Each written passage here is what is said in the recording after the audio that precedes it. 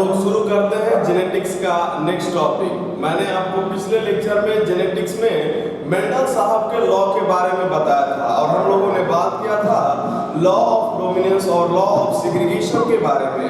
मैंने आपको बताया था कि लॉ ऑफ डोमिनेंस और लॉ ऑफ सेग्रीगेशन मेंडल साहब के मोनोहाइब्रिड क्रॉस पर बेस है।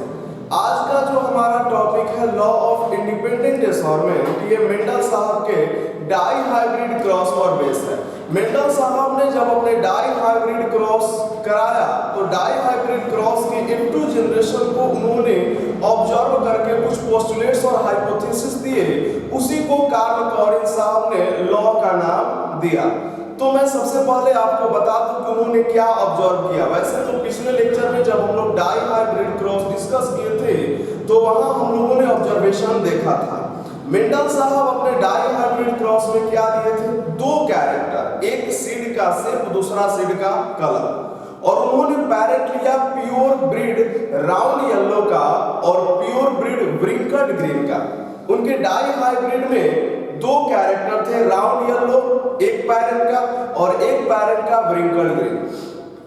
जैसा आपने देखा था जब उन्होंने उसको क्रॉस कराया तो उनको जो F1 जनरेशन में प्लांट मिले वो सारे प्लांट राउंड येलो थे, लेकिन F2 जनरेशन में उन्होंने क्या ऑब्जर्व किया? F2 जनरेशन में उन्होंने ऑब्जर्व किया कि F2 जनरेशन में 4 डिफरेंट फिजिकल फीचर्स अपीयरेंस वाले प्लांट्स उनको मिले, जिसमें दो तो पैरेंटल अपीयरेंस के थे यानी कि राउंड येलो और व्रिंकल्ड ग्रीन, लेकिन दो पैरेंटल के साथ साथ दो नया कॉम्बिनेशन भी था।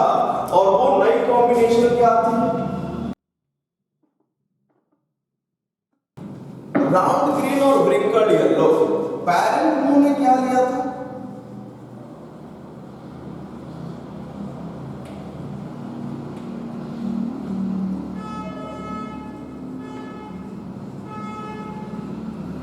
उन्होंने पैरेंट लिया राउंड येलो और व्रिंकल्ड ग्रीन। F2 जनरेशन में 4 डिफरेंट फिजिकल अपीयरेंस मिले, एक राउंड येलो एक व्रिंकल्ड ग्रीन तो थे, लेकिन दो नए अपीयरेंस भी दिखाई दिए, राउंड ग्रीन, यानी कि यह जो राउंड है वो किसके साथ कंबाइन हुआ? ग्रीन के साथ। और यह जो व्रिंकल्ड है वो किसके साथ कंबाइन हुआ? येलो के साथ। मेंडल साहब ने जब यह ऑब्जर्व की तो इसी ऑब्जर्वेशन के आधार पर उन्होंने एक स्टेटमेंट दिया और उसी स्टेटमेंट को हम लॉ ऑफ इंडिपेंडेंट असॉर्टमेंट कहते हैं। उन्होंने स्टेटमेंट क्या दिया? उन्होंने कहा कि किसी भी हाइब्रिड में जब दो ट्रेड कंबाइन होते हैं तो एक कैरेक्टर जो होता है वो दूसरे कैरेक्टर से इंडिपेंडेंटली सेपरेट होता है। किसी भी हाइब्रिड में जब दो ट्रेड कंबाइन होते हैं तो एक कैरेक्टर यानी शेप ऑफ द सीड दूसरे कैरेक्टर यानी कि कलर ऑफ द सीड से इंडिपेंडेंटली सेपरेट होता है। उन्होंने इसी स्टेटमेंट को लॉ ऑफ इंडिपेंडेंट असॉर्टमेंट कहा। अब आइए हम देखते हैं, ये एक कैरेक्टर है और यह एक कैरेक्टर है, यानी शेप ऑफ द सीड और कलर ऑफ द सीड दोनों अलग अलग कैरेक्टर हैं। दोनों अगर इंडिपेंडेंटली सेपरेट नहीं हुए होते, आप जरा सोचिए, अगर दोनों इंडिपेंडेंटली सेपरेट नहीं हुए होते तो क्या राउंड के साथ ग्रीन का कॉम्बिनेशन जो कि राउंड येलो के साथ है और व्रिंकल्ड के साथ येलो का कॉम्बिनेशन मिल पाता? नहीं ना मिल पाता। तो उन्होंने क्या कहा था?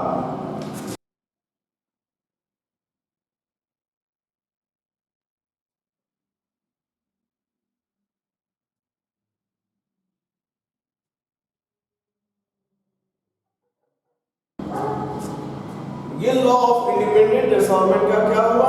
स्टेटमेंट हुआ। अब अगर आप बात करो कि सर इसको थोड़ा सा और एक्सप्लेन कीजिए कि ये कैसे होता होगा, तो उन्होंने एक्सप्लेन करते हुए कहा, मैं यहां लिख देता हूं,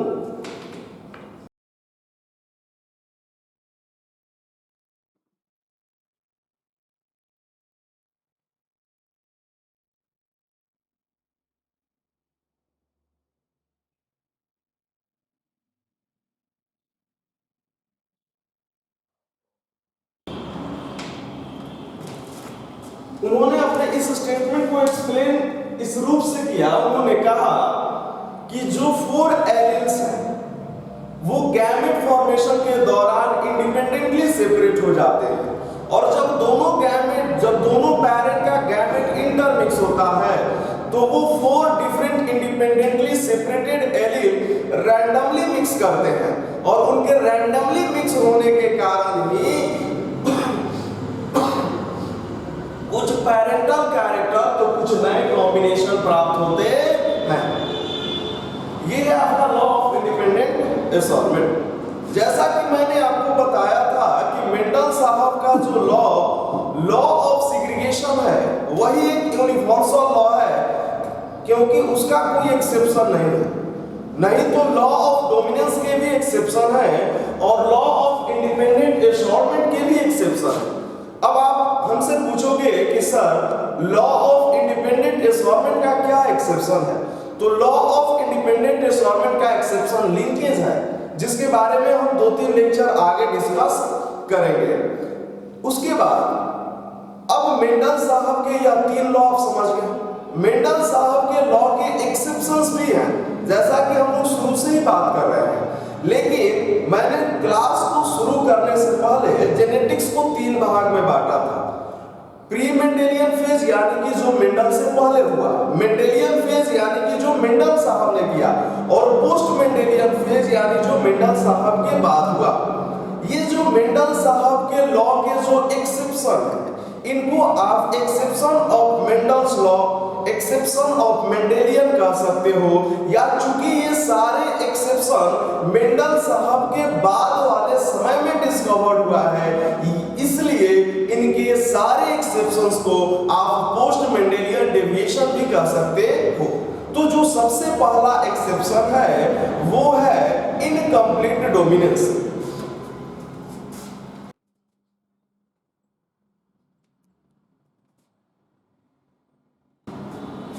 जो सबसे पहला एक्सेप्शन है वो इनकम्प्लीट डोमिनेंस है।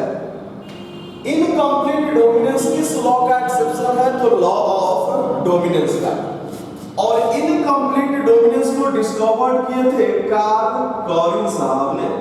आप कार्ल कॉरिन का नाम आपको याद है? हाँ, ये वही 3 में से एक साइंटिस्ट हैं जिन्होंने मेंडल के वर्क को रीडिस्कवर्ड किया था, और साथ में कार्ल कॉरिन साहब वही हैं जिन्होंने मेंडल साहब के पोस्टुलेट्स और हाइपोथेसिस को लॉ का रूप दिया था। तो कार्ल कॉरिन साहब ने डिस्कवर्ड किया इनकम्प्लीट डोमिनेंस, और इनकम्प्लीट डोमिनेंस को उन्होंने समझाने के लिए 3 एग्जाम्पल पर समझाया, जिसमें से सबसे पहला एग्जाम्पल है स्नैपड्रैगन, या इसको आप डक फ्लावर भी कह सकते हो, या इसी को आप एंटीरिनम भी कह सकते हो। तो उन्होंने पहला एग्जाम्पल लिया स्नैपड्रैगन, डक फ्लावर या एंटीरिनम। उनका दूसरा एग्जाम्पल था मिराबिलस जल्पा,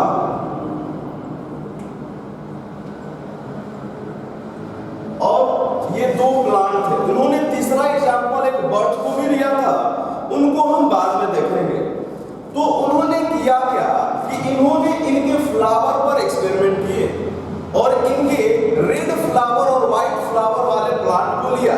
जैसा कि आप जानते हैं जो पेरेंट्स होंगे वो हमेशा प्योर ब्रीड होने चाहिए।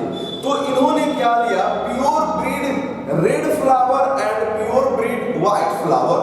प्योर ब्रीड रेड फ्लावर और प्योर ब्रीड व्हाइट फ्लावर को जब उन्होंने क्रॉस कराया तो जो F1 जनरेशन मिला वो आश्चर्यजनक रिजल्ट था। मेंडल साहब ने जो कुछ भी बातें कही थी F1 जनरेशन के बारे में, कि F1 जनरेशन में ऑफ स्प्रिंग जो होंगे उनका कैरेक्टर दोनों में से किसी एक पैरेंट के जैसा रिसेंबल होगा, और उसी पैरेंट के जैसा रिसेंबल होगा जो डोमिनेंट होगा। लेकिन जब इन्होंने इन 2 प्लांट के प्योर ब्रीड रेड फ्लावर और प्योर ब्रीड व्हाइट फ्लावर वाले प्लांट को लिया और क्रॉस कराया, तो F1 जनरेशन को देख करके वो आश्चर्यचकित हो गए। अब ऐसा क्या आया F1 जनरेशन में, मैं आपको दिखाता हूं।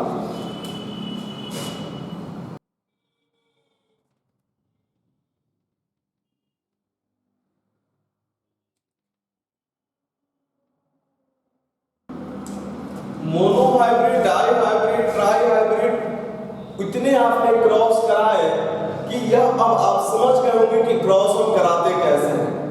तो हमने जीनोटाइप लिया प्योर ब्रीड रेड का दोनों कैपिटल आर और प्योर ब्रीड व्हाइट का दोनों स्मॉल आर। उसके बाद हम क्या करते हैं, गैमेट को सेपरेट कर देते हैं और उसके बाद हमारा नेक्स्ट स्टेप क्या होता है, गैमेट को इंटरमिक्स कराना।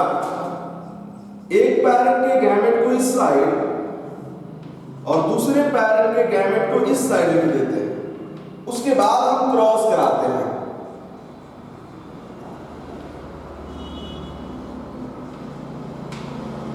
पैरेंट के गैमेट से क्रॉस कराने से यह 4 प्लांट प्राप्त हुए हैं, यह क्या कहलाएंगे, F1 जनरेशन। तो जब उन्होंने कार्ल लॉरेंस ने ऑब्जर्व क्या किया कि F1 जनरेशन में उनको जितने भी प्लांट मिले उन सारे प्लांट के फ्लावर का कलर क्या था, पिंक था। पैरेंट क्या थे, रेड थे और व्हाइट थे। F1 जनरेशन में क्या मिला, पिंक मिला। मेंडल साहब कहते थे कि F1 जनरेशन में जो मिलेगा वो दोनों में से किसी एक पैरेंट के जैसा होगा, लेकिन यहाँ पर पिंक मिला जो कि इंटरमीडिएट है, दोनों पैरेंट से क्या है, इंटरमीडिएट है। अब आपके दिमाग में बात आएगा कि अच्छा कार्ल लॉरेंस साहब ने 2 फ्लावर पर एक्सपेरिमेंट किया, उन्होंने पैरेंट्स लिए और उनका F1 जनरेशन प्राप्त किया। वो F1 जनरेशन का कैरेक्टर दोनों पैरेंट के इंटरमीडिएट है। तो क्या फिर यह कार्ल लॉरेंस साहब का इनकम्प्लीट डोमिनेंस लॉ ऑफ या थ्योरी ऑफ ब्लेंडिंग इनहेरिटेंस को सपोर्ट करते हैं? तो आप F1 जनरेशन को देख करके कह सकते हो कि incomplete dominance theories of blending inheritance को सपोर्ट करते हैं, लेकिन रुको F2 जनरेशन तो देख लो। तो फिर F1 जनरेशन वाले प्लांट को, ये है F1 जनरेशन और इनको क्रॉस कराना है, तो वही प्रोसेस।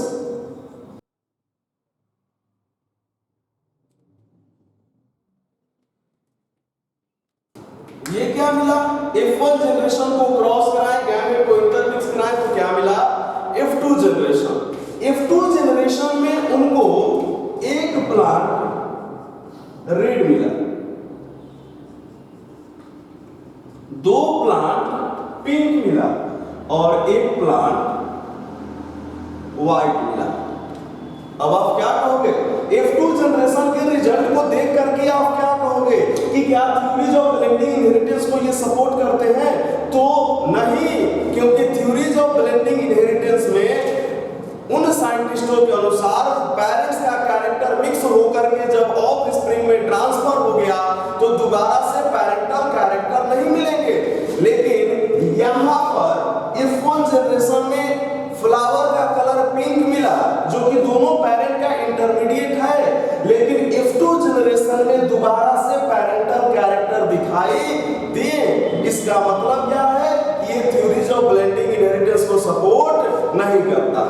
तो कार्ल लॉरेंस साहब ने जब F2 जनरेशन को देखा तो उन्होंने ऑब्जर्व किया कि 4 में से जो प्लांट का रेशियो था उसमें 1:2:1 था, जिसमें एक प्लांट रेड मिले, 2 प्लांट पिंक मिले और एक प्लांट व्हाइट मिले। यानी कि प्लांट वैसे प्लांट जिनके फ्लावर के कलर, एक प्लांट जिसका फ्लावर का कलर रेड था, 2 प्लांट जिसके फ्लावर के कलर पिंक थे और एक प्लांट जिसके फ्लावर के कलर क्या थे, व्हाइट थे। उन्होंने यह देखा। उसके बाद ये दोनों के कंडीशन में सेम है, स्नैपड्रैगन और मिराकलस जलपा दोनों के कंडीशन में सेम है। उसके बाद जो तीसरा एग्जांपल कार्ल लॉरेंस साहब का था, सबसे पहले हम उसको देख लेते हैं, उसके बाद हम ऑब्जर्वेशन डिस्कस करेंगे कि F1 जनरेशन को देख करके आप क्या ऑब्जर्व कर सकते हो। तो अगर फेनोटाइपिक रेशियो की बात करो तो 1:2:1 है। यहीं पर अगर जीनोटाइपिक रेशियो की भी बात कर लो तो एक प्लांट ऐसा था जिसमें दोनों के दोनों कैपिटल आर थे, 2 प्लांट ऐसे थे जो हेटेरोजाइगस थे और एक प्लांट ऐसा था जो होमोजाइगस ड्वार्फ था। तो इनका जीनोटाइपिक रेशियो भी क्या हुआ, 1:2:1। तो स्नैपड्रैगन और मिराकलस जलपा के कंडीशन में फेनोटाइपिक रेशियो रेशियो और जीनोटाइपिक रेशियो सेम हुआ और वो था 1:2:1। अब हम देख लेते हैं तीसरा एग्जांपल उस बर्ड्स के कंडीशन में, एंडोलिशियन फॉल्स के कंडीशन में क्या होता है। आप इसको नोट कर लीजिए। एंडोलिशियन फॉल्स के कंडीशन में क्या होता है, तो उन्होंने लिया ब्लैक और व्हाइट। क्या लिया? ब्लैक और व्हाइट।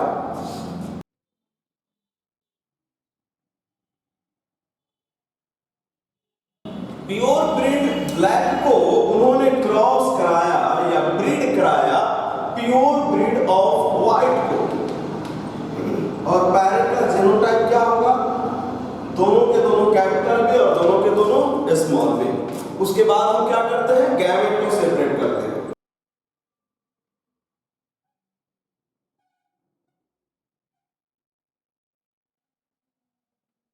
एंडोलिशियन फॉल्स के भी कंडीशन में उन्होंने पैरेंट लिया था प्योर ब्रीड ब्लैक और प्योर ब्रीड व्हाइट, और जब उनको ब्रीड कराया तो उन्होंने F1 जनरेशन को देखा और सेम वही रिजल्ट मतलब उन्होंने यहां पर भी इस कंडीशन में भी F1 जनरेशन के बर्ड्स का जो फीचर्स था वो दोनों पैरेंट के इंटरमीडिएट फीचर्स था, यानी कि ब्लैक और व्हाइट ब्रीड को जब उन्होंने ब्रीड कराया, ब्लैक और व्हाइट को जब उन्होंने ब्रीड कराया तो जो F1 जनरेशन मिला वो सारे के सारे क्या थे? ब्लू थे। जिस तरीके से उसमें मिला था स्नैपड्रैगन और मिराकलस जर्पा में रेड और व्हाइट को क्रॉस कराया तो पिंक मिला, पिंक रेड और व्हाइट का इंटरमीडिएट होता है। उसी तरह से यहाँ ब्लैक और व्हाइट को क्रॉस कराया तो ब्लू मिला, यहाँ ग्रे भी आप लिख सकते हो, जो कि क्या है? इन दोनों पैरेंट का इंटरमीडिएट है। अब उन्होंने नेक्स्ट स्टेप हम क्या करते हैं? F1 जनरेशन को ब्रीड कराते हैं। तो ये हुए F1 जनरेशन।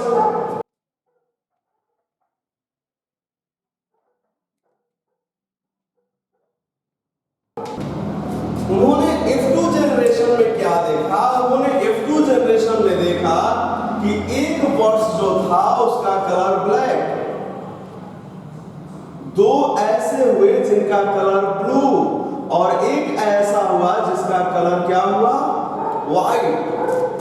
यानी कि यहां भी उनको फेनोटाइपिक रेशियो 1:2:1 मिला, जो कि था एक बर्ड्स ब्लैक कलर के, दो बर्ड्स ब्लू कलर के और एक बर्ड्स व्हाइट कलर के। और उनका जीनोटाइपिक रेशियो भी था, एक ऐसे थे जिसके पास दोनों के दोनों कैपिटल बी, एक कैपिटल बी और एक स्मॉल बी, और एक दोनों का दोनों स्मॉल बी। तो जीनोटाइपिक रेशियो भी क्या हुआ? 1:2:1।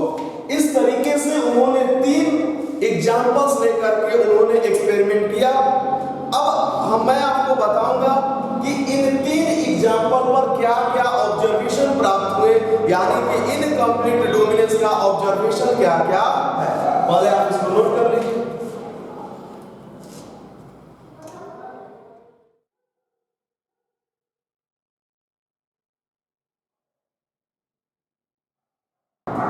इनकम्प्लीट डोमिनेंस का जो पहला ऑब्जर्वेशन देखा, आपने क्या देखा? आपने यही ना देखा कि जो F1 जनरेशन के ऑफस्प्रिंग थे वो दोनों में से किसी भी पैरेंट के तरह नहीं दिखते थे।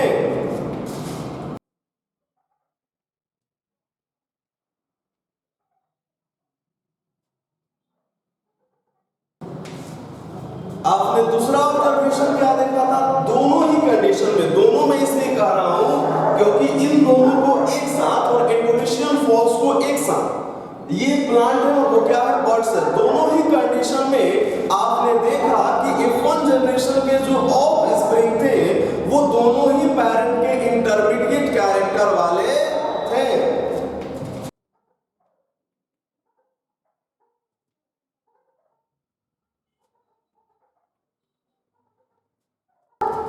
आपने तीसरी ऑब्जर्वेशन क्या देखी इनकम्प्लीट डोमिनेंस में? आपने मेंडल साहब के मोनोहाइब्रिड क्रॉस में देखा था कि मेंडल साहब के मोनोहाइब्रिड क्रॉस में फेनोटाइपिक रेशियो और जीनोटाइपिक रेशियो डिफरेंट होते थे, लेकिन इन कंडीशन में आपने देखा है कि फेनोटाइपिक रेशियो और जीनोटाइपिक रेशियो दोनों क्या है, सेम है, और वो कितना थे, 1:2:1। तो आपकी तीसरी ऑब्जर्वेशन हुई।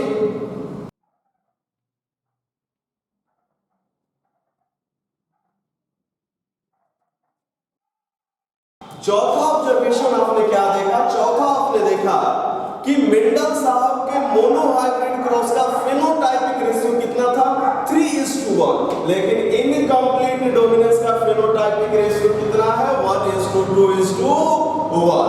तो ये चौथा ऑब्जर्वेशन है। ये चार ऑब्जर्वेशन आपने देखा इनकम्प्लीट डोमिनेंस के कंडीशन में। अब बात करते हैं कि डिफिनीशन पर आते हैं कि इनकम्प्लीट डोमिनेंस हम समझ तो गए, लेकिन डिफाइन कैसे करेंगे। तो एक बात बताइए, किसी भी एग्जांपल को हम ले लेते हैं, उन्होंने प्योर ब्रीड रेड लिया था, ठीक है, और प्योर ब्रीड व्हाइट लिया था, ये लिया था। कैपिटल आर के कारण रेड होना चाहिए था और स्मॉल आर के कारण व्हाइट होना चाहिए था। ये जो कैपिटल आर एलिये है इसके कारण रेड होना चाहिए था, और जो स्मॉल आर एलिये है इसके कारण व्हाइट होना चाहिए था। जब दोनों के दोनों कैपिटल आर थे तो प्लांट रेड थे, यानी कि प्लांट के फ्लावर रेड थे। जब दोनों के दोनों स्मॉल आर थे तो प्लांट के फ्लावर के कलर व्हाइट थे। तो दिक्कत कहां थी, दिक्कत तब थी जब यह दोनों एक साथ आए थे। क्या थी दिक्कत, तब थी जब ये दोनों एक साथ आए थे, यानी कि हेटेरोजाइगस कंडीशन में। कैसे कंडीशन में, हेटेरोजाइगस कंडीशन में।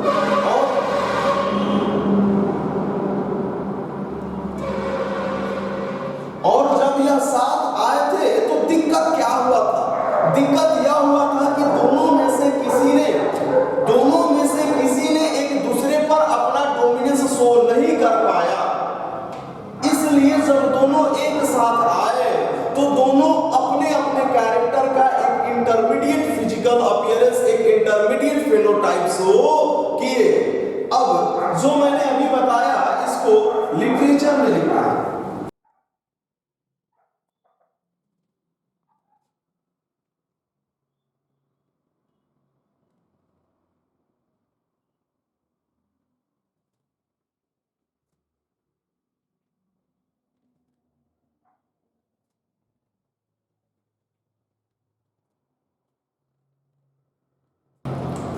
देखिए, इनकम्प्लीट डोमिनेंस एक ऐसी घटना है जिसमें से दोनों में से कोई भी एलील अपना डोमिनेंस एक दूसरे के ऊपर साबित नहीं कर पाते हैं। इसलिए जब यह दोनों एक साथ आते हैं, यानी कि हेटेरोजाइगस कंडीशन में, तो दोनों एलील, चूंकि दोनों में से किसी ने अपना डोमिनेंस साबित नहीं कर पाया है, इसलिए दोनों अपने अपने फेनोटाइप का एक इंटरमीडिएट फेनोटाइप अपीयर्स हो जाता है।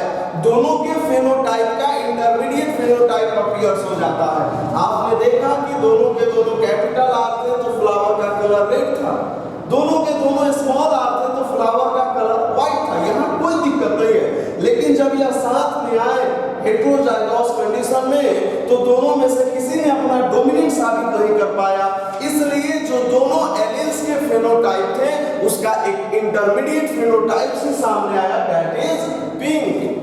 उसी तरह से एंडोनेशियन फॉल्स के भी कंडीशन में देखिएगा तो वहां भी सेम वही कंडीशन था कि ब्लैक और व्हाइट ब्रीड करके फर्स्ट जनरेशन में क्या बना दिए थे, ब्लू।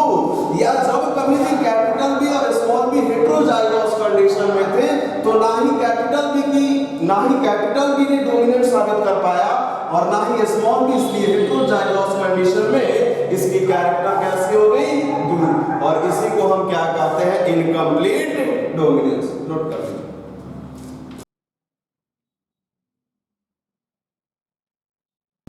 जो मेंडल साहब का दूसरा एक्सेप्शन का है या पोस्ट मेंडेलियन डेविएशन का है, वो है कोडोमिनेंस। और यह भी किसका एक्सेप्शन है, लॉ ऑफ डोमिनेंस का।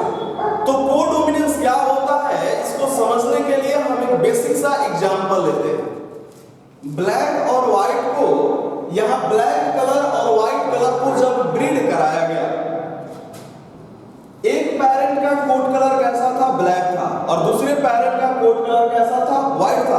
जब दोनों को ब्रीड कराया गया तो देखा गया, सबसे पहले क्रॉस कराते हैं इनका,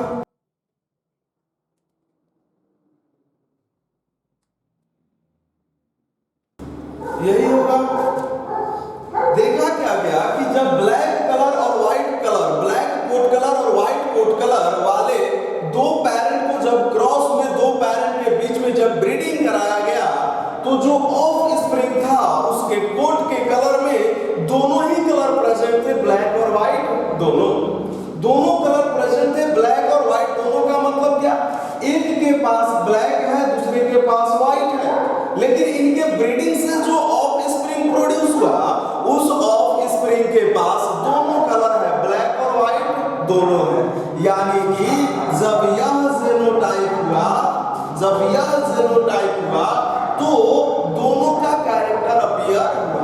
अब जरा मेंडल साहब का लॉ याद कीजिए। मेंडल साहब ने क्या कहा था कि जब आपको दो किसी भी कैरेक्टर के लिए एक यूनिट फैक्टर रिस्पॉन्सिबल है जो कि पेयर में होता है, और जब वो पेयर में जीनोटाइप में आते हैं तो दोनों में से कोई एक अपना कैरेक्टर शो करता है, डोमिनेंट वाला कैरेक्टर शो करेगा, और अगर डोमिनेंट वाला नहीं है तब तो होमोजाइगस उसका कंडीशन है, रिसेसिव अपना कैरेक्टर शो करेगा। लेकिन इसमें क्या देखा गया कि जब दोनों आए, कैपिटल बी और स्मॉल बी जब दोनों आए तो ऐसा नहीं हुआ कि किसी एक ने कैरेक्टर साबित किया। यहां पर हम क्या देख रहे हैं कि दोनों ने ही अपना कैरेक्टर शो किया है। एक और एग्जांपल लेते हैं, आपको ज्यादा समझ में आएगा।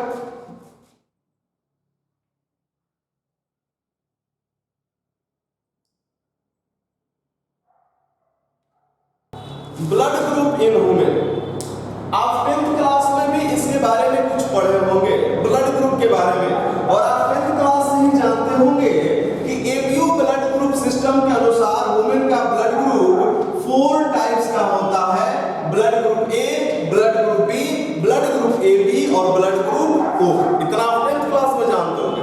और आप ये भी जानते होंगे कि यह जो ब्लड ग्रुप कैरेक्टर है इसके लिए रिस्पॉन्सिबल मेंडल साहब के नियम के अनुसार 2 एलील नहीं होते हैं, इसके लिए रिस्पॉन्सिबल है कितने एलील, 3 एलील। मेंडल साहब का ये भी एक्सेप्शन एक है, मल्टीपल एलिलिज्म। मेंडल साहब ने कहा था कि प्रत्येक एक कैरेक्टर के लिए एक यूनिट फैक्टर जिम्मेदार है जो कि पेयर में है। लेकिन यहाँ हम क्या देख रहे हैं, यहाँ हमने देखा कि ब्लड ग्रुप एक कैरेक्टर है लेकिन इसके लिए रिस्पॉन्सिबल 3 एलील हैं। तो ये तो हमारे आगे की टॉपिक है, आगे के लेक्चर में देखेंगे।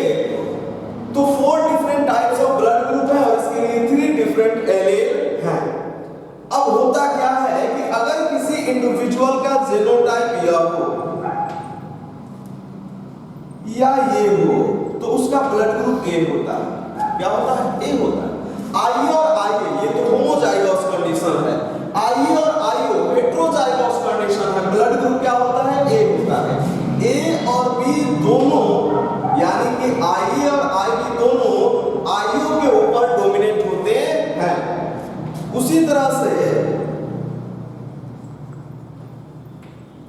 अगर किसी इंडिविजुअल का जीनोटाइप दोनों में से कोई हो, आईबी और आईबी होगा तो होमोजाइगस है, आईबी और आईओ हेटेरोजाइगस है। लेकिन मैंने अभी आपको क्या बताया कि आईबी और आईए दोनों आईओ के ऊपर क्या है? डोमिनेंट है। तो इसलिए ब्लड ग्रुप आईबी और आईओ या आईए और आईओ जहां होंगे तहां ब्लड ग्रुप आईए और आईओ होंगे तो ए का होगा और आईबी और आईओ होंगे तो बी का होगा। किसी इंडिविजुअल का जीनोटाइप यह है तो उसका ब्लड ग्रुप ओ होता है क्योंकि वो क्या है? रिसेसिव है।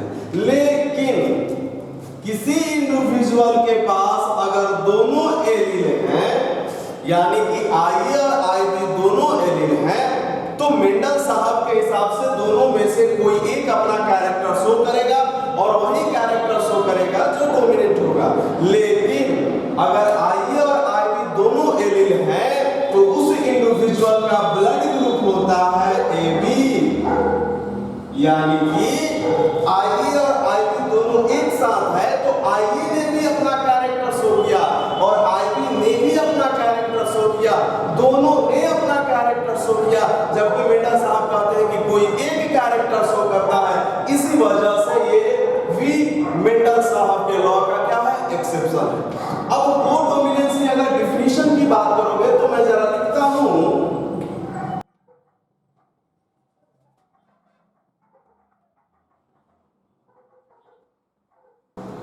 कोडोमिनेंस क्या है, एक ऐसा कंडीशन है जहां दोनों एलील अपना कैरेक्टर शो करते हैं। यह देखिए आईए है और आईबी है, ब्लड ग्रुप क्या हुआ, एबी। यहां आईए ने भी अपना कैरेक्टर शो किया और आईबी ने भी कैरेक्टर शो किया, इसीलिए हम कहते हैं कि आईए और आईबी दोनों एक दूसरे के ऊपर कोडोमिनेंट हैं। तो यह है मेंडल साहब का सेकंड एक्सेप्शन, कोडोमिनेंस। आगे का लेक्चर, नेक्स्ट लेक्चर जो है वो बहुत ही इंपॉर्टेंट है, क्योंकि वहां हमारा थर्ड एक्सेप्शन है मल्टीपल एलेलिज्म। और मल्टीपल एलेलिज्म के अंदर मैं आपको बताऊंगा ह्यूमन ब्लड ग्रुप के बारे में। वहां दो इंपॉर्टेंट, बहुत ही इंपॉर्टेंट सेक्शन है। वहां ह्यूमन ब्लड ग्रुप के अंदर हम लोग पढ़ेंगे ब्लड ट्रांसफ्यूजन और इनहेरिटेंस ऑफ ब्लड ग्रुप। तो नेक्स्ट लेक्चर आप मिस नहीं कीजिए।